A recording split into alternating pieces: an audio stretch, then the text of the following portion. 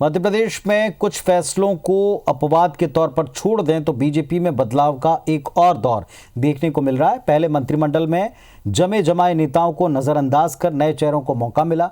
इसके बाद संगठन की प्रदेश कार्यकारिणी घोषित हुई तो उसमें भी बीजेपी सरकार के 15 साल के कार्यकाल में मंत्री रहे नेताओं को जगह नहीं मिली, जबकि उम्मीद इसके उलट थी।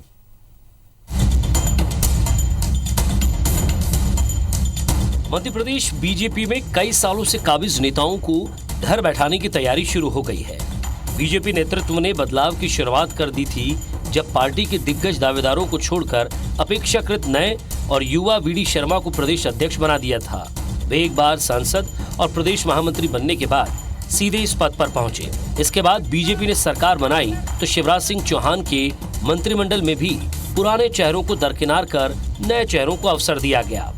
लंबे मंथन के बाद नेतृत्व ने पार्टी की प्रदेश कार्यकारिणी घोषित की तो उसमें भी नए चेहरों को ही ज्यादा तवज्जो मिली। संकेत साफ है कि बीजेपी में बदलाव का दौर जारी है।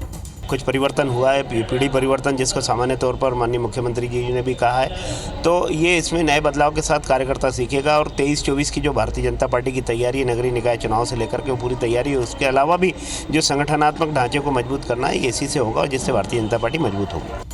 सरकार बनने के बाद बीजेपी में ये प्रचारित किया गया कि कांग्रेस के बागियों की वजह से पार्टी के दिग्गज पूर्व मंत्रियों को मंत्रिमंडल में जगह नहीं मिली, जबकि ये फॉर्मूला सबके लिए लागू नहीं था। बीजेपी के नए चेहरों को लेकर वरिष्ठों को मंत्री नहीं बनाया गया। भाजपा में बड़े बड़े नेता जिन्होंने अपना जीवन समर्पित किया, भाजपा को खड़ा किया, इस मुकाम तक पहुंचाया, उनको आज ब्रेन डेड कहा जाता है, उनको अनुपयोगी कहा जाता है और पार्टी में दरकिनार किया गया है। इस तरह से बुजुर्गों का अपमान नहीं होना चाहिए। पहले कैबिनेट फिर बीजेपी प्रदेश संगठन में अवसर नहीं मिलने से कई दिग्गजों को निराशा हाथ लगी है। संकेत साफ है कि बीजेपी नेतृत्व 15 साल तक सरकार में मलाई खाने वाली इस पीढ़ी को मार्गदर्शक मंडल जैसी भूमिका में डाल सकता है। सुधीर दंडोतिया, IBC 24, भोपाल।